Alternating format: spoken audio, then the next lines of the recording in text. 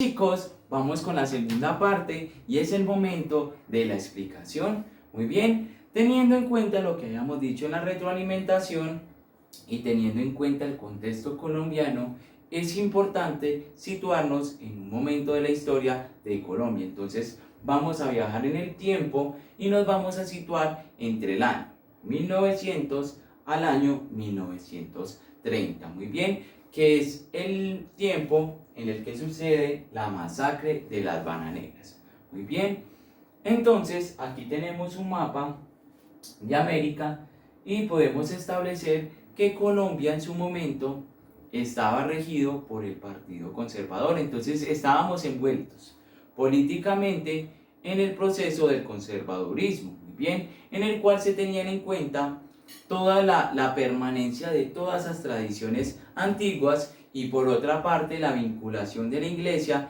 en la toma de decisiones del Estado. Muy bien.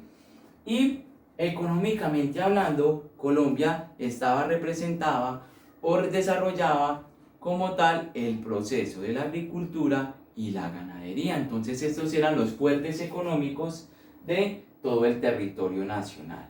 Muy bien, resulta que la masacre de las bananeras no fue un proceso interno, es decir, no se dio solamente por una influencia del país como tal, sino que tuvo una influencia extranjera. Muy bien, es decir, tuvo una influencia o fue influenciado por otro país.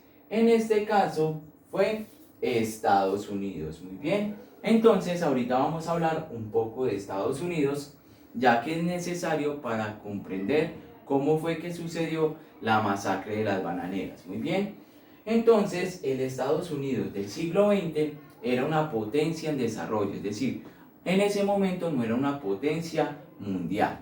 Sus actividades económicas se basaban también en la agricultura y en la ganadería, pero hubo un proceso crucial que fue el proceso de la industrialización. Resulta que toda la mano de obra realizada por el hombre o por el esfuerzo físico de ese hombre fue reemplazado por máquinas. Entonces empezó el proceso de industrialización, la generación de nuevos monopolios en todo este territorio nacional de Estados Unidos, que llevó a la expansión en todo el continente americano. Muy bien, es importante mencionar que a pesar de que ya en Colombia hace rato se había independizado de España, habían países de la región, especialmente en Centroamérica, que no habían logrado ese proceso de emancipación.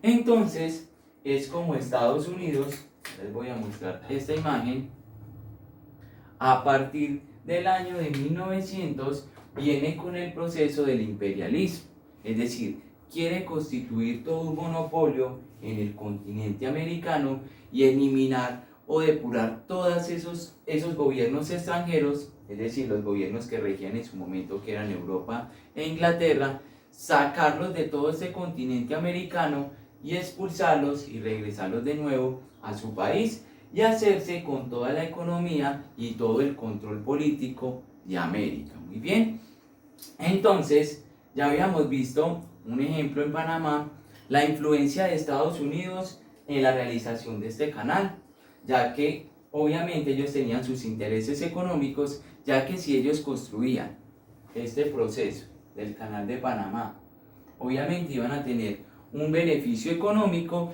y un beneficio estratégico, ya que iban a controlar toda la mercancía que entraba por el Atlántico y por el Pacífico. Muy bien, entonces volviendo al tema de la emancipación, con respecto a España, había países como lo era Cuba, República Dominicana, Nicaragua y Honduras, que todavía no habían logrado ese proceso de independencia.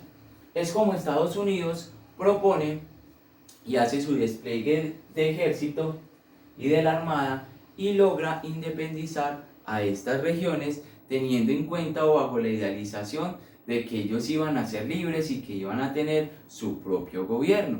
Muy bien, Estados Unidos libera a todas estas naciones de España, España se devuelve a Europa y lo que pasa es que viene ya un nuevo proceso, que es el proceso del imperialismo.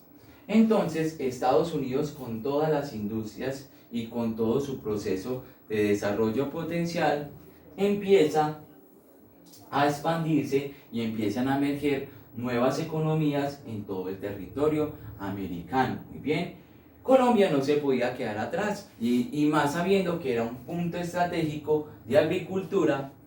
Entonces es como empiezan a surgir nuevas empresas estadounidenses en el territorio colombiano. Muy bien, estas empresas tenían esa idea de imperio, entonces no iban a permitir de que se estableciera la empresa, por ejemplo, acá en Colombia, y de que ellos iban a volver ricos o se iba a mejorar la economía del país. No, la idea básicamente era fundar la empresa, extraer todos esos recursos naturales, generar una ganancia y pagar un sueldo miserable a las personas que trabajaban en el territorio colombiano. No solamente pasó en Colombia, sino en diferentes países como México, como Perú, que vino ese proceso de imperialismo.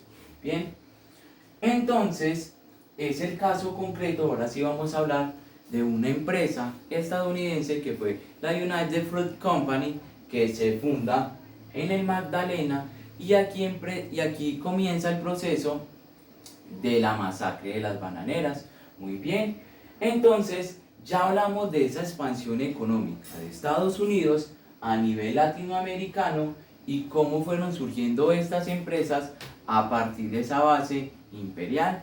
Entonces vamos a hablar específicamente en el siguiente video, vamos a hablar de cómo se dio ese proceso de imperialismo en Colombia y especialmente cómo esa empresa generó el suceso que tanto marcó la historia de Colombia, que fue la masacre de las bananeras.